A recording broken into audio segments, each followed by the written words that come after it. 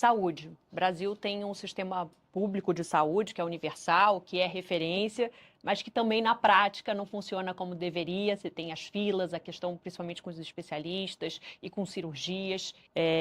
Na sua avaliação hoje, qual que é o principal problema? Você diz que é o candidato do choque de gestão. Se eleito, qual que seria a sua primeira medida, por exemplo, na área da saúde? O problema da saúde no Brasil é acesso. Acesso. Então nós temos um sistema que é universal em termos nominais. Olá, já deu seu like? Não deixe de ajudar o canal. Mas na prática é universal? Quando eu falo, o que é na prática universal? Se você precisar de uma cirurgia, você tem acesso a ela? Não. Não. Se você precisar de um exame rápido, você tem acesso a ele? Não. Se você precisar de um atendimento especializado, você tem um acesso rápido a ele? Não. Então pera. Se você não tem a consulta especializada, se você não tem a cirurgia, se você não tem o exame, você não tem nada. E esse é o problema. Nós temos que trabalhar para que o sistema seja de fato universal. Você tem muitas decisões políticas que são tomadas sobre a instalação de policlínicas, que são as clínicas para várias áreas para você fazer os exames, hospitais em regiões erradas, por conta de influência de um deputado que tem uma emenda e joga aqui e ali. Você tem que ter um modelo que se chama Hub and Spoke, que tem os hubs. Então, por exemplo, uma determinada cidade polo, vamos dar um exemplo, um Caruaru, que é no meio ali do Agreste. Essa se torna uma cidade polo. Então você tem os hospitais maiores, você tem algumas policlínicas, aí você tem as UPAs, UBSs ao redor das cidades menores fazendo aquele primeiro atendimento, e aí você consegue implementar a lógica do SUS. Então você tem que resolver isso. Você tem que mudar a fila, porque a fila é a morte do acesso, e a fila no Brasil ela segue critérios dos mais imbecis possíveis. Por exemplo, você tá com um câncer super agressivo, você precisa fazer um exame. Eu preciso fazer um exame de rotina. Você fica na fila atrás de mim. E aí, às vezes, para mim passar na fila, você tem que falar com política, que acontece no interior do Brasil. Seu contato é o vereador amigo, é o deputado amigo. Isto mata o princípio da impessoalidade no serviço público. A regra tem que ser gravidade, porque aí você já direciona as pessoas de acordo com a gravidade no fluxo. Então, aquilo que é mais grave já direciona mais grave. Você tem que ter o teleatendimento, que vai permitir que as pessoas... Porque pensa assim, nesse instante deve ter um médico parado lá no Rio Grande do Sul. E nesse instante aqui em São Paulo tem um monte de gente numa fila para um exame de, sei lá, cardiologista. Se você tem um aplicativo centralizando isso, você marca uma consulta com qualquer médico ao redor do Brasil. Por aqui, por telemedicina, por teleatendimento. Então quando você faz uma política com a estratégia de saúde da família, acompanhando as pessoas, e paralelamente você marca as consultas por teleatendimento com médicos ao redor do Brasil, esse erro, vamos dizer, de uma hora tem indisponibilidade, em alguns lugares tem muita disponibilidade, começa a ser equilibrado via teleatendimento. A gente começa a recalibrar o sistema para você diminuir a fila nas consultas. Isso tem um efeito enorme. E aí, para mim, o que vem a ser a joia da coroa, o uso de inteligência artificial e o uso de machine learning via prontuário único. Nós vamos lançar uma coisa que vai chamar o Pronto, que é o prontuário único de todos os atendimentos que a pessoa teve. Com esse prontuário único, ou seja, a pessoa foi atendida num posto de saúde, foi num BS, fez um exame, fica a base de dados dele toda lá. Esta base de dados, ela é revisitada regularmente por inteligência artificial, que vai pegar os padrões no atendimento e avisar, olha, essa pessoa aqui, ela tem uma alta probabilidade de desenvolver diabetes. Então, o agente de saúde, ele já sabe na região dele que aquela dona de casa vai desenvolver diabetes. O que eu posso fazer para evitar que ela tenha diabetes? Aquela pessoa começa a ter uma política para evitar isso. Por quê? Porque no fim do dia isso significa não só que a vida dela melhora, tem um aspecto humano, mas tem um aspecto financeiro. Vai gastar menos, muito menos o Estado. Se você evita que a pessoa vá para uma mesa de cirurgia, que a pessoa vá para um tratamento de uma doença crônica, você consegue mitigar gastos que são gigantescos no SUS. Então, o que a inteligência artificial vai fazer é colossal. Você já pensou em remanejamento de estoques? Por exemplo, olha, eu vou precisar de determinados estoques para malária, remédio para malária na região norte. Nessa aqui está tendo um surto, então tem que ter estoques para cá, tem que ter estoque para lá. Você remaneja estoques de medicamentos, médicos, fluxo de envio de técnicos para determinadas regiões. Então você consegue fazer com que o sistema opere melhor, atenda melhor determinados gargalos. O que a gente vai economizar dinheiro e melhor de atendimento com essa medida, assim, é uma revolução. A grande revolução técnica de gestão do nosso governo é uma revolução na saúde. Alguns países estão focando nisso, especialmente os países que têm sistemas centralizados como o Brasil, que vem ser a Inglaterra, uma China em alguma medida, e El Salvador fez. Vamos falar do Bukele de El Salvador na parte de segurança. Vejam o plano dele de saúde, fez junto com o Google. É maravilhoso. Interessante. Indo para a economia, você já falou aqui na entrevista, você acha que Depois de passada a eleição, vem uma grave crise por aí? No mês de março eu faturei cerca de $4.600, totalizando aí deu um pouquinho mais de R$23 mil apenas com a AdSense do meu canal, postando cortes do MBL. E se você tem interesse em criar seu próprio canal de cortes, ajudar no projeto e ainda poder ganhar com isso, é só clicar no primeiro link da descrição desse vídeo, ou então ler o QR Code que tá aparecendo aqui no meio da tela que eu vou te explicar um pouco mais sobre isso. A gente já está na grave crise, né? A expectativa dos juros futuro é só de subida. A gente está tendo um surto de recuperações judiciais agora. A gente está tendo... A inflação continua subindo, por isso que estão subindo os juros, porque a inflação está aumentando. Contas públicas indo para uma trajetória de dominância fiscal. Naturalmente, eu ganhando a eleição, dado que eu já tenho um plano econômico muito agressivo para resolver a questão fiscal no Brasil, você muda o clima do mercado, mas o mercado, né, e os investidores nacionais e internacionais vão querer ver ações concretas. E quais são essas ações concretas? Essa reforma fiscal poderosa que vai colocar déficit nominal zero no Brasil. Com déficit nominal zero, com uma PEC que vai economizar 3,3 trilhões em 10 anos, a gente fala em colocar as contas públicas em ordem. E aí você passa a ter um fluxo maior de capital sendo trazido para cá, a curva de juros caindo, você tem um efeito de crescimento econômico. Com juros menores você consegue, as pessoas contraem dívidas, o investimento aumenta, tiram dinheiro da renda fixa, bota dinheiro em investimento, bota dinheiro na bolsa como um todo. Você consegue reduzir também as alíquotas de impostos em diversas áreas, abre o Brasil para o mundo, para você ter um regime mais competitivo, e aí, aí a gente sai dessa curva. Agora, em condições normais de temperatura e pressão, a manutenção do PT no poder é apenas desastre. A gente tem um governo Dilma vindo aí. Tanto que eu acho que as chances do Lula tomar um impeachment não são nem um pouco desprezíveis no novo mandato. Se reeleito. Você falou de reformas, além reforma da Previdência, reforma também de benefícios sociais, tudo teria que entrar no pacote. Tudo. Bolsa Família. Também. Passar pente fino no Bolsa Família. E eu tenho uma política do Bolsa Família para municípios não sustentáveis. Eu vou fazer frentes de trabalho nesses lugares. Frentes de trabalho urgentes. Eu vou dar um exemplo, cara. Eu fiz um trabalho social, foi desenvolvido pelo MBL, que chama Leve Postos. Eu fui numa cidade com baixíssima atividade produtiva. Juntamos uma comunidade, com base no investimento próprio que a gente fez com doações da molecada nossa. A gente terraplanou, fez um poço, extraiu água de lá e começou a plantar. Tá plantando agora coentro, plantando cheiro verde, porque nasce rápido e você consegue vender rápido. A gente já arrumou os clientes e aquela comunidade começa a se tornar autossustentável só produzindo na terra ao redor dela. A primeira coisa fácil para você gerar emprego simples, que tem uma mão de obra intensiva, é trabalhar com o que se chama de cinturão verde, que são os hortifrutos. Produto tomate, cebolinha, alface, couve, coentro, jiló. Nós temos que fazer essas frentes junto com o agro e frentes envolvendo infraestrutura em municípios que estão tomados por Bolsa Família. Urgente. Nós temos que recuperar a autoestima dessas pessoas e a cultura de trabalho delas que está sendo abandonada. Hoje, um menino ou uma menina, no interior do Ceará, a perspectiva dele é receber um benefício e talvez arrumar um bico. Mas você acha que essas pessoas, os beneficiados, também têm a mesma vontade?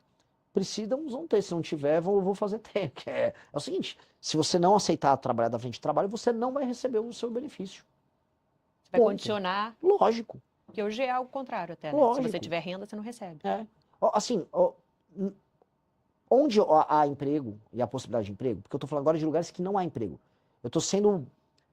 Como é que eu posso colocar? A gente tem que ser muito humano para entender. No interiorzão do Nordeste, não tem atividade econômica.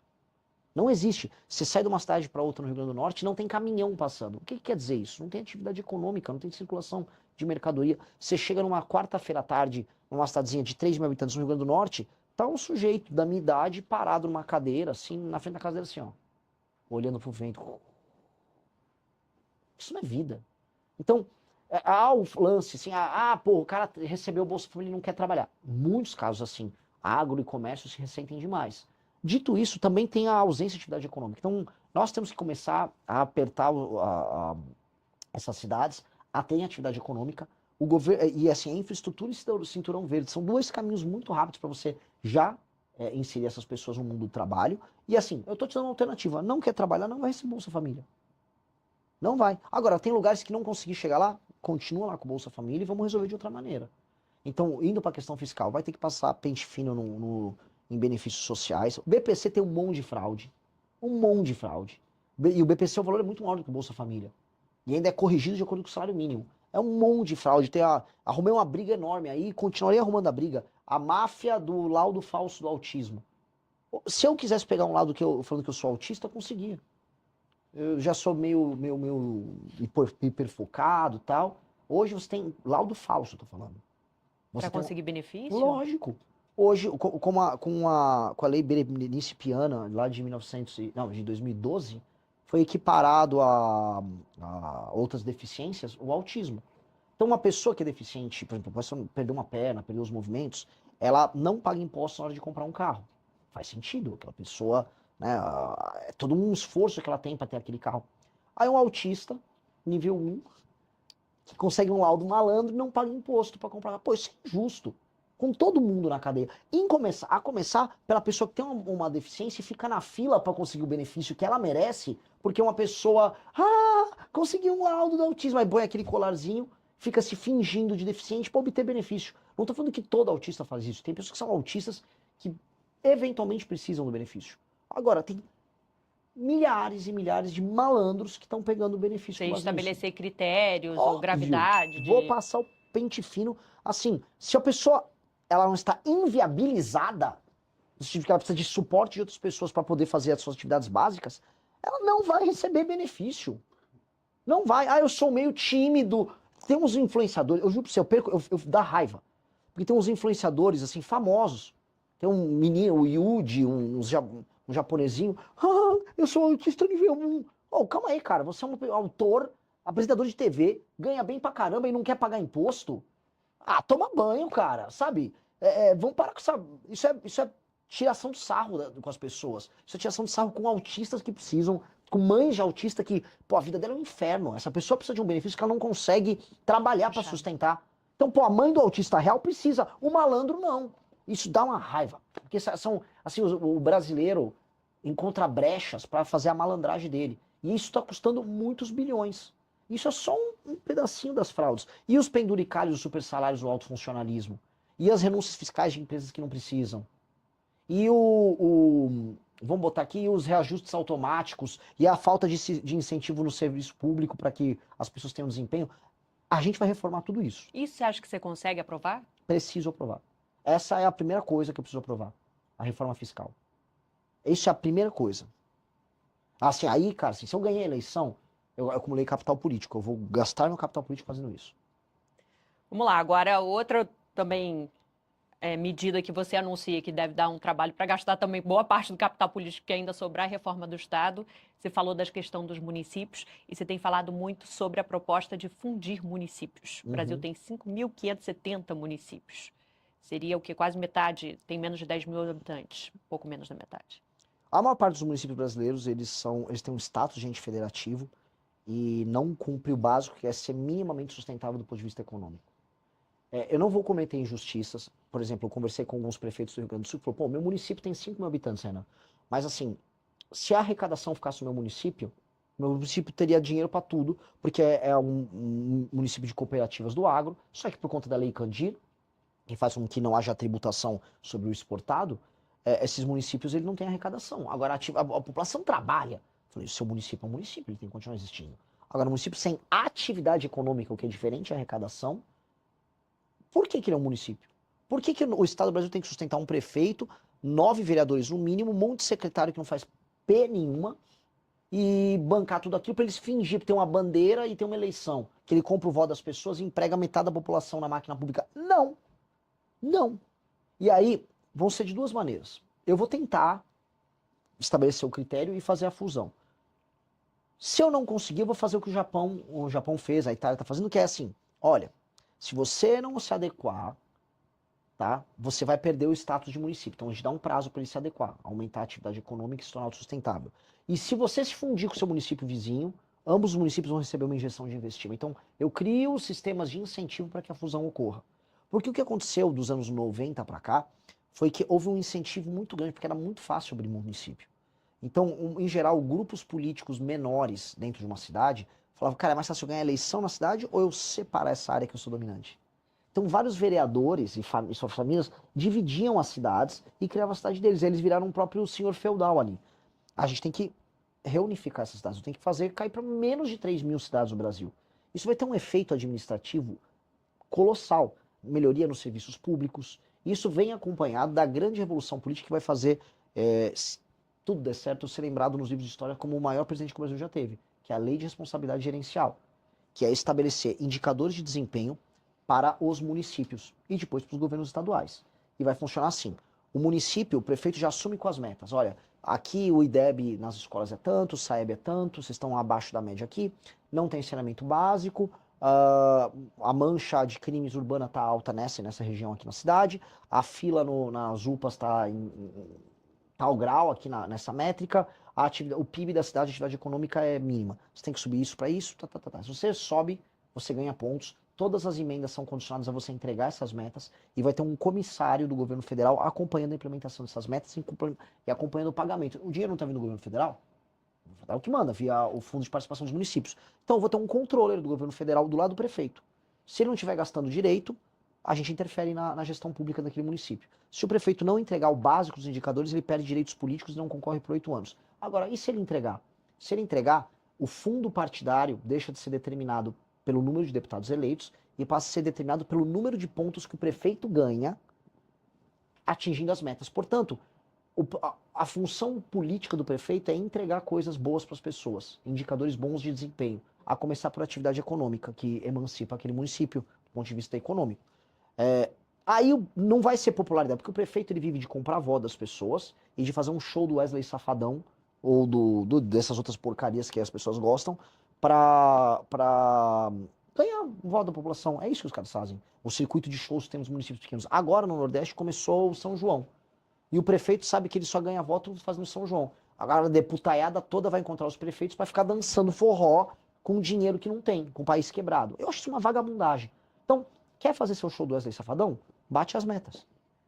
Então a gente vai criar um sistema de incentivo para o prefeito que bate meta crescer, para o partido político se remunerar só pelas entregas dos prefeitos e, paralelamente, punir os maus prefeitos. Essa revolução é uma revolução que vai fazer com que de baixo para cima a administração pública melhore.